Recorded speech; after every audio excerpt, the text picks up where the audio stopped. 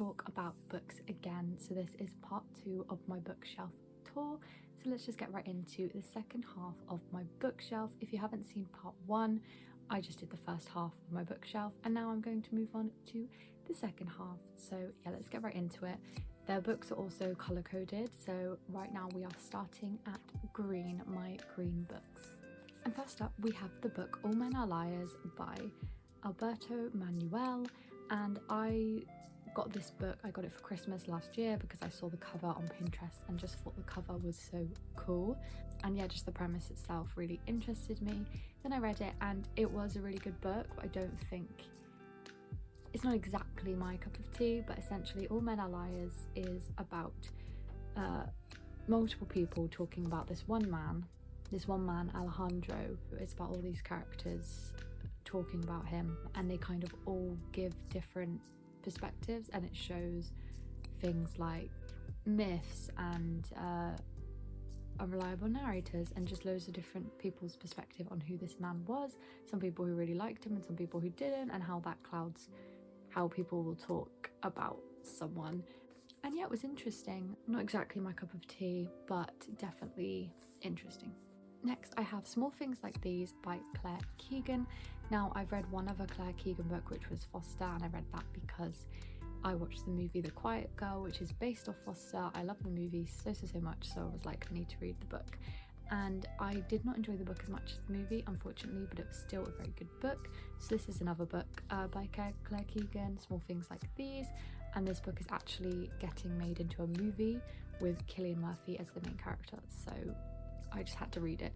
And Claire Keegan is an amazing writer. She can just say so much in so little words, and her writing is just so nice and poetic, and all her books are quite short as well. So Small Things Like These is about a small town or a small village in Ireland, and it's about this man who's getting ready for Christmas with his wife and his daughters, and he gets involved in some young mothers who are being kept at a convent essentially, and their babies being taken from them. So the practice that happened a lot throughout Ireland and England, where back in the day women who had babies outside of wedlock would get sent to these places, and quite often their babies would be taken from them by force and adopted. So yes, this is what this book is about. It is a very quiet book, but very entertaining, very enjoyable, and I'm very excited for the movie version to come out. Next up we have another Miss Peregrine's Home for Peculiar Children. This is actually the third book in that trilogy, and it's called Library of Souls. So it's by Ransom, and this is the final one. In video 1 I told you about Miss Peregrine's, about how it's about kids who have these abilities and how there's someone who wants to exterminate them essentially, and it's about them trying to save their race essentially. And this is the final book, and I remember enjoying it very much. I remember probably crying because I think some characters do die in this book. Yeah, I remember really enjoying it. I just really like this series in general, and I do really like this cover because it has all the characters' signatures on it, which I think is quite cute. Next on my shelf we have Peter Pan by J.M Barrie, and I have not read this one, but I am obsessed with Peter Pan. I'm obsessed with all things Peter Pan, the history, the lore, the how it was conceived, all of these things, the movies surrounding it. So I'm very excited to read Peter Pan, and I think the cover is very cool. Next we have Cold Comfort Farm by Stella Gibbons.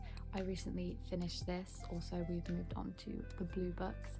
I've recently finished this and I did find it enjoyable. It is a comedy about this woman who goes to stay in a farm of Surrey with some of her relatives, and she essentially goes to this farm and thinks, right, I'm going to save everyone here. I'm going to be their saviour and make them civilized people essentially. And yeah, it's a comedy, it's a satire, kind of a satire of these old British novels that used to romanticize the countryside quite a lot. So this kind of unromanticizes the countryside. And yeah, I did enjoy this book. I did find parts of it funny.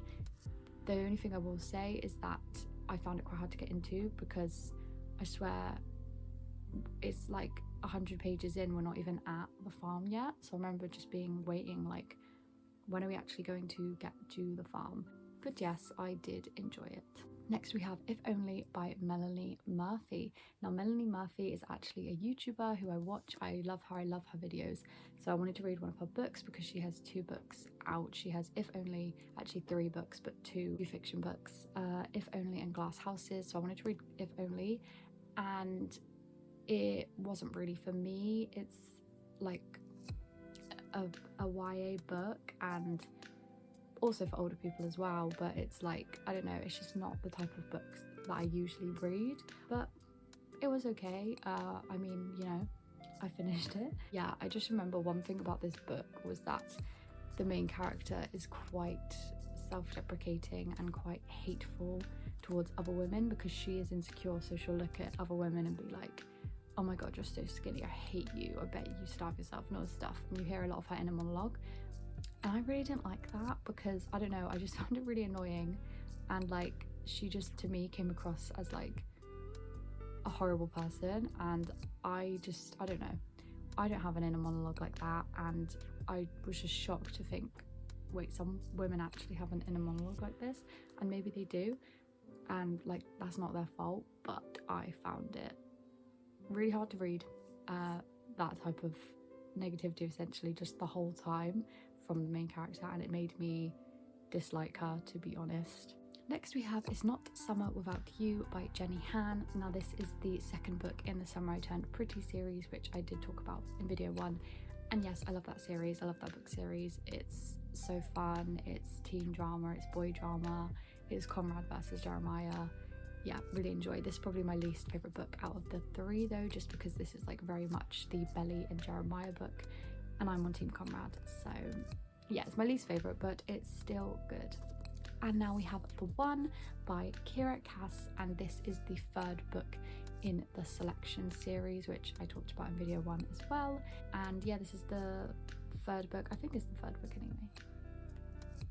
Yeah, the 3rd book in the Selection series, and I really enjoyed the Selection series. Yeah, I was hooked, I was enjoying it, I was loving the romance. Yeah, really liked it, and I have a video on my channel doing an unhinged recap of the whole series if you would like to know more. Next I have Bonjour, and this is gonna be a terrible pronunciation, Bonjour Tristesse by Francoise Sagan, and Bonjour Tristesse, which I'm probably pronouncing wrong, translates to Hello Sadness. Now this is one of my favourite books, I love it so much. So in this book there's actually 2 books by Francoise, I feel like I'm saying her name wrong as well. Anyway, by this woman there are 2 books. There's Bonjour Tristesse and there's A Certain Smile. Bonjour Tristesse is my like favourite. A Certain Smile is also good, but Bonjour Tristesse is where it's at. And this book is so incredibly beautiful, I just love it so much. I think if I could encapsulate what I love about a book and put it into a novel, this would be the one. It's just so beautifully written, a very interesting plot. It has a father-daughter relationship that makes me like want to cry. The main character I find likable and relatable, and I just love it. And this writer really reminds me of F. Scott Fitzgerald, so I feel like she is the French female F. Scott Fitzgerald. But yeah, I just love this book so much. Bonjour Tristesse is about a girl whose mum has passed away and she lives with her dad, who's kind of got this bachelor lifestyle. She goes to private school in Paris, and it is now the summer. I think it's also boarding school that she goes to. It's now the summer and she's going on holiday with her dad, who again is living this bachelor lifestyle, and because of his lifestyle she's used to a very certain way of living, a very like frivolous life where she doesn't have many boundaries and she can kind of do what she wants. And so she's living happily like this for the summer with her dad, when her dad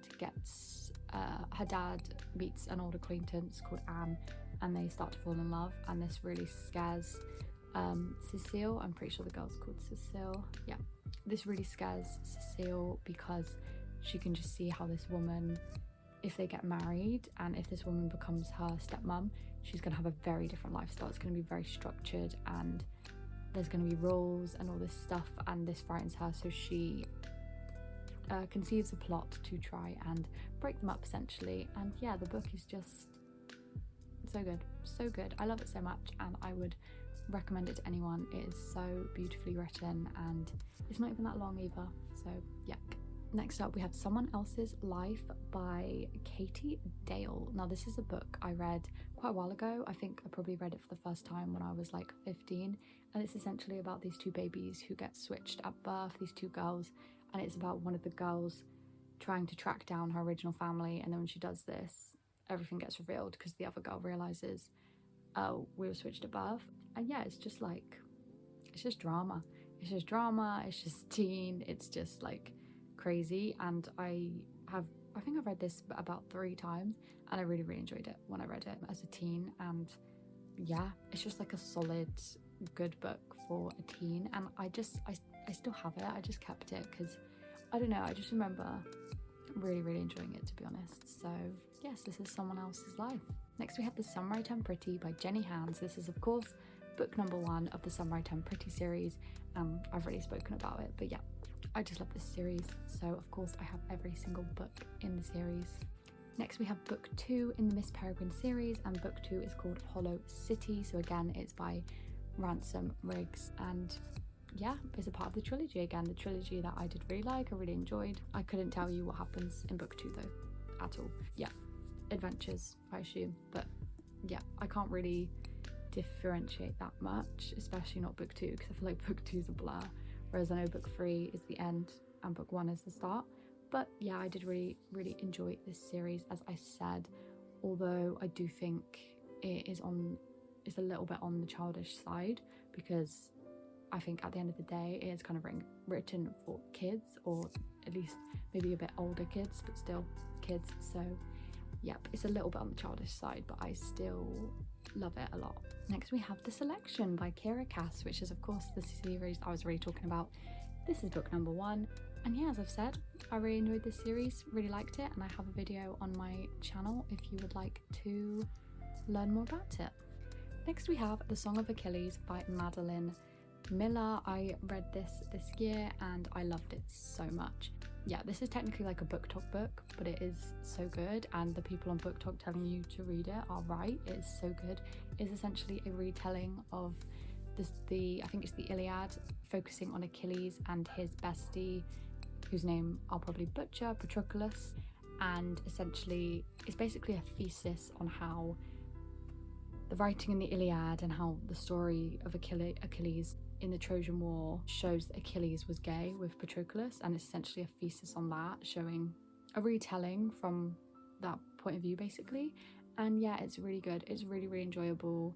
I'm really interested in Greek mythology, so it's very interesting. It was really fun to learn about Achilles and Patroclus, because I actually didn't know anything about them, and I was reading this and I didn't know what happens in the Iliad, or like what happens to Achilles, and I was just like sobbing my eyes out basically, because I just had no clue.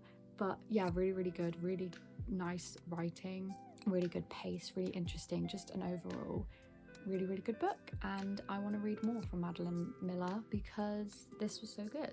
So yeah, I hope to get some more. Also, I love this version of it. How pretty is it? Okay, we've now moved on to Purple, and this is The Crown by Kiera Cass.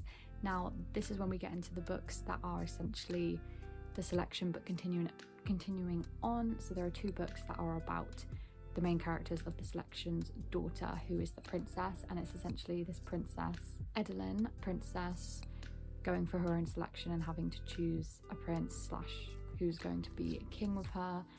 And yeah, these books were okay. There's 2 of them, they were okay. I definitely prefer the selection. Yeah, I just prefer that story, I think, but they're still good. Twists and turns, romance, it's a fun time. And I genuinely, reading these books, I genuinely did not know which guy she was going to choose to be with her. So yeah, it was a fun time. And then here's the other one in that 2-part series I was talking about, The Heir. Pretty sure The Heir comes first, and then it's The Crown. So yeah, it's just the same story, book 1 of the same story of Edelyn going through her own selection and all the drama that ensues because of that. Next up, and this is a book, but it's not like a fiction book, but it is Fleabag, The Scriptures by Phoebe Waller-Bridge, and this is essentially the script of Fleabag, like of the TV show. and that's it. Yeah, my mum bought this for me because I love Fleabag so much. It's one of my favourite TV shows of all time, and yeah, I just, watching it so many times was not enough. I needed to read the script and inject it into my veins basically. So yeah, this is what this is, and it's a good read. I mean, yeah, it's just the script of Fleabag, so yeah, and it's got a little guinea pig on it right there, which is cute. Next up, and now we're moving on to more blue territory, although we already did blue in part 1, but this is like dark blue, I suppose. Maybe my colours are a bit off at some points in my rainbow setup, but this is It Starts With Us by Colleen Hoover. In video 1 I spoke about It Ends With Us, which I also have, and I read It Ends With Us and I read It Starts With Us. I think you don't need to read It Starts With Us, and It Ends With Us is fine enough to read on its own, but this is fine. Like, this book just explores Atlas a bit more and explores his childhood, and then essentially he finds out he has a brother that he didn't know about, and it's about him trying to start a new cycle with his brother that gets out of the cycle of abusive boyfriends from their mum and just like a terrible home life essentially. And yeah, I really can't remember too much from this book, to be honest. It's a bit forgettable, but it was like fine, like it was readable. So yeah, that's It Starts With Us. Next we have Wuthering Heights by Emily Bronte. Now this is one I have not read, but I actually started it last night. But when I say started it, I mean I read one page, like I literally read one page, so I'm really not into it. But the one page I did read was very good. I love the writing. I've been wanting to read this book for so long, and I'm finally going to do it, which is very, very exciting. I've never read any Bronte, so I'm very, very intrigued to read my first one, and I have such high hopes. I think I'm going to love it based on the types of books that I like. Yeah, I don't even really know what it's about. I think it's about a romance essentially, but I don't actually know. So we'll see what it is actually about. But also, yeah, the cover here is very pretty as well. And as you can see, we've moved on to grey. Next up, very similar to the Fleabag book, we have Angels in America by Tony Kushner. Now this book is a script.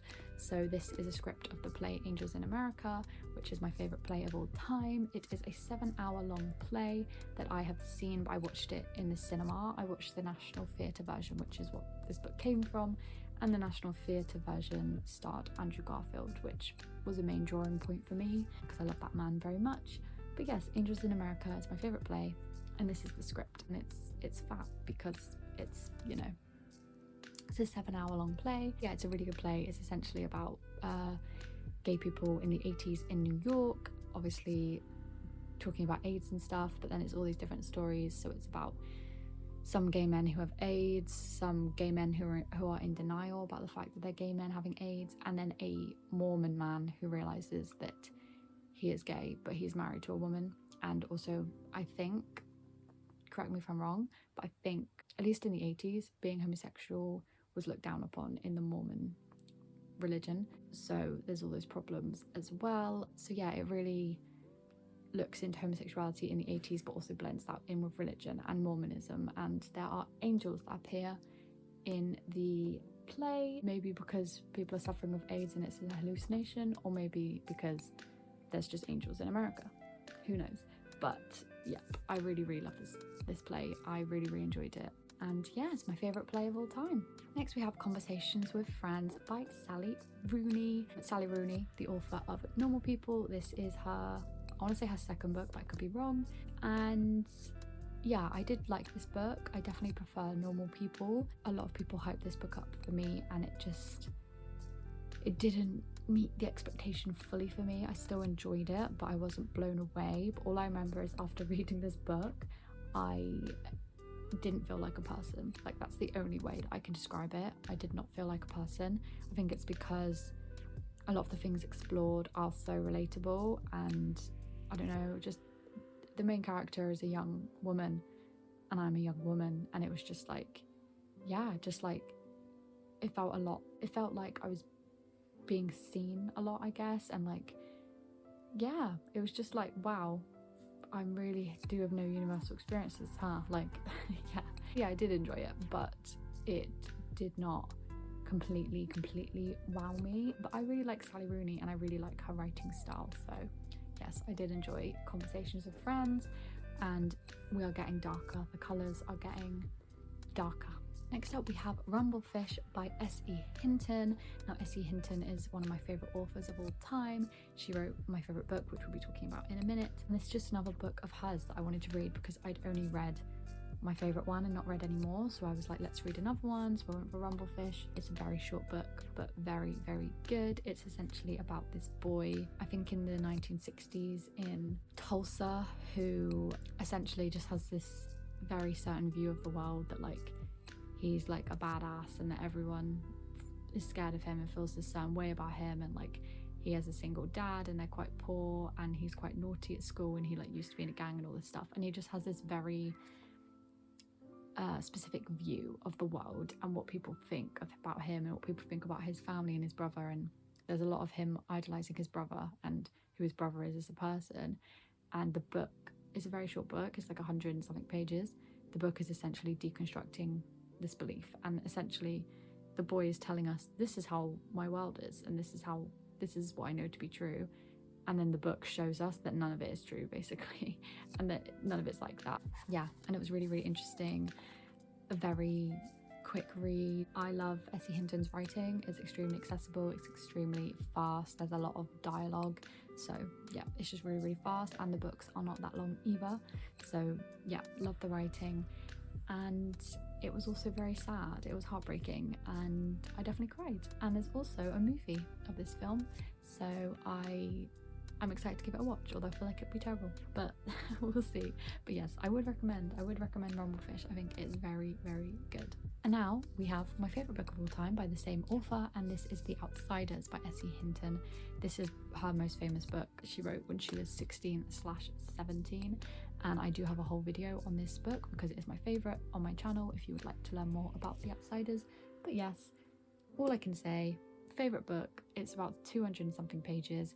It's about boys in a gang, main character Pony Boy, and essentially they're in a gang war, and it's about what happens when things go a bit too far. And yeah, I love it very much. I love it dearly. It's just my fave. I read it when I was 16 and nothing has topped it for me yet. Yeah, love this book very, very, very, very, very much. There's also a movie which is low-key bad, but I love it because it's memories and it's this book, and the cast is very iconic as well.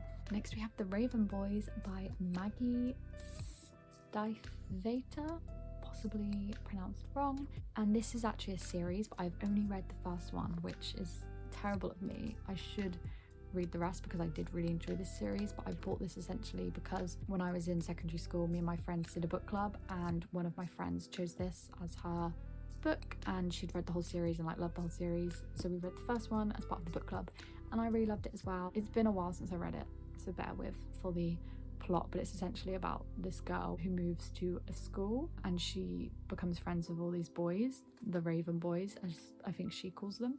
She becomes friends with them. I think she maybe dates one of them, and that's how like she becomes friends with them. And there's one boy in the group who's like obsessed with like searching this legend nearby and like finding out about it, and there's like some magical elements because I think we find out that the main girl, Blue, I think she's a witch, or like definitely her like aunties are witches. Yeah, sorry about that plot. It's been so long since I read it, so I don't fully remember, but I remember it being very, very good, and I should really read the whole series because like, why haven't I, to be honest? I think I know what happens at the end because I think my friend told me, but yeah, I really, really enjoyed it. The characters are so good, and I remember them being also like really vivid as well. Yeah, very, very enjoyable, good book, and I should get the rest of the series. Next we have another copy of my favourite book. This is actually the version that I like first read. As you can see, it's all tabbed up. Yeah, it's The Outsiders again. I have two copies because my friend bought me the one I showed first. It's like a 50 anniversary edition that has like pictures from the movie and stuff, but this is the original one that I read, which we actually bought from Spain in the English section. So yeah, The Outsiders again. Next up, this is definitely the best book on my shelf. We have The True Lives of My Chemical Romance by Tom Bryant. I got this for like my 15th birthday or something because I just wanted to learn about My Chemical Romance essentially. My favourite band of all time. I'm a big fan And yeah, I wanted to learn more about them, and I've read the book and it's very interesting. It essentially just talks about their rise to fame, how they wrote each album, because every album, if you listen to My Chemical Romance, every album is very different. It's very Taylor Swift in terms of the eras, which I find really interesting. Yeah, and then about their eventual breaking up as a band. But of course, we know that My Chemical Romance then got back together and went on tour, and I actually saw them on tour and I got to see them, which is just amazing. And I'm hoping they'll go on tour again. But 15-year-old me reading this did not know that would happen, did not know that she would ever get to see My Chemical Romance live. So yeah, she settled for reading a book instead. But yeah, this book was really, really interesting, obviously extremely niche. If you don't care about My Chemical Romance, it's probably not one for you, but I remember liking it, and there's loads of like pictures throughout it as well, which are really interesting as well. Next up we have The Book Eaters by Sunny Dean, and I have not read this book. I've started it. I think I'm like 30 pages in. My friend actually bought me this book for my birthday, and yeah, I've started it, but I have not read it. But because it's September now and it's getting cozier and darker and it's getting autumnal, I do feel like reading books like this, because I feel like, you know, it's the type of book, like it's a bit gothic, so I feel like it's time. So maybe when I finish Wuthering Heights I will read The Book Eaters. But yeah, this book I obviously have not read it, but it sounds very interesting. It is about these book eaters who essentially eat books, a race, a family of people who eat books, but then sometimes there can be one that's born from the family who's a soul eater, and they have to eat people essentially. And basically the main character in this is a woman who is a book eater, who has a son who is a soul eater, and it's about her and her son on the run, her trying to keep her son alive even though he's a soul eater. But yeah, as I said, I have not read it, but what I've read so far was very interesting, and I will hopefully read it this month or next month, because yeah, I feel like it fits the vibes very much. Next we have The Secret History by Donna Tartt. Of course, a very, very famous book, especially on Book Talk, especially with Dark Academia, and I did enjoy this book. I thought the writing was very, very beautiful. I remember I found it quite hard to get into, but then like once I was in it, I was like, yeah, I feel this now. I really liked the characters. I loved Henry and I loved Camilla. They're probably like my faves. Richard was okay as well. Yeah, I really, really liked this book. My one gripe, and I really liked the ending as well of the book. I thought the ending was kind of like the only way it could end, to be honest. But my one gripe with the book, which I have mentioned in another video, is that there's this one point at the end where like Richard is the main character, and you essentially hear his POV, and there's one point where he's with Camilla and she's basically telling him how she's been abused, and he gets the urge to rape her, and like he doesn't act on it, but he like says it. He's like, I felt the urge to live, and I read that and I was like, what? I was like, why? Like what? And it's just a throwaway line and it just happens, and then they move on, and I just do not understand why that was added at all, and I absolutely hated it. It ruined the character of Victor for me. Richard, sorry, his name's Richard. Ruined the character of Richard for me, and honestly kind of ruined the book, to be honest, because that's all I could think about was, why did they add that? Why did she add that? And then like it was just throwaway, like it was never explored again. And my only thing I can think about is that it was added to show like kind of how Richard had succumbed to this depravity as well. But I don't know, I was like, I feel like that could have been shown in different ways. I just didn't think it was done tastefully, and yeah, it just left a bad taste in my mouth. So I did like this book, but yes, that bit near the end just really just put a negative light for me, and I kind of read the rest of it like just thinking, is this gonna come up again? And it never did. I was like, okay, like yeah, so that's The Secret History. Okay, so those are all the books that are on my shelves. So now I'm just going to go for the ones that are like randomly around my room, because all my books do not actually fit on my shelves, so I can't keep them all there. But yes, let's go through all the ones that I have randomly in my room. There's just a few more to go through. So first up we have A Feminist Manifesto in 15 Suggestions by, I'm not going to try and pronounce the name, but I will put it here for you so you can see. And this is a short little book essentially about, well, what it says, a feminist manifesto in 15 suggestions, and it's essentially suggestions, and on the back it says, how do you raise a child to be a feminist? And yeah, I found this very interesting. I found it good, and some of the suggestions I was like, yes, I want to use this and practice this when I have a child myself.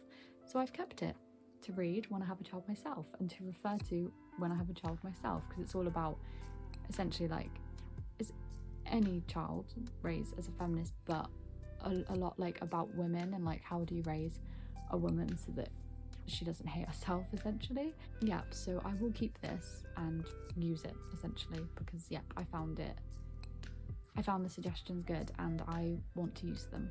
Next up, we have the Mortal Instruments series, book number 1, City of Bones. This is by Cassandra Clare, and I have book number 2 here as well.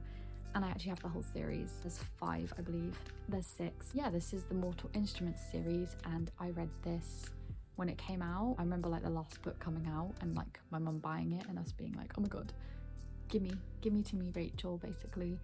So I was so excited to read the end. I don't know when it came out though, 2014 or something. I don't know when it finished, but yes, I read this book and the whole series and I loved it so much.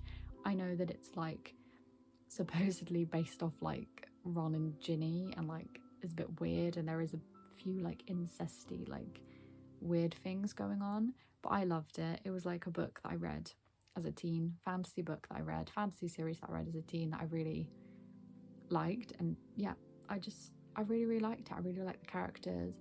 I love the movie that they made with Lily Collins. I haven't seen the show.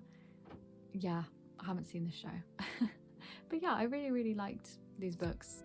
Yeah, and I have them all, and it's quite a cool little series, little collection, because I only show you the first 2 books, but I do have them all.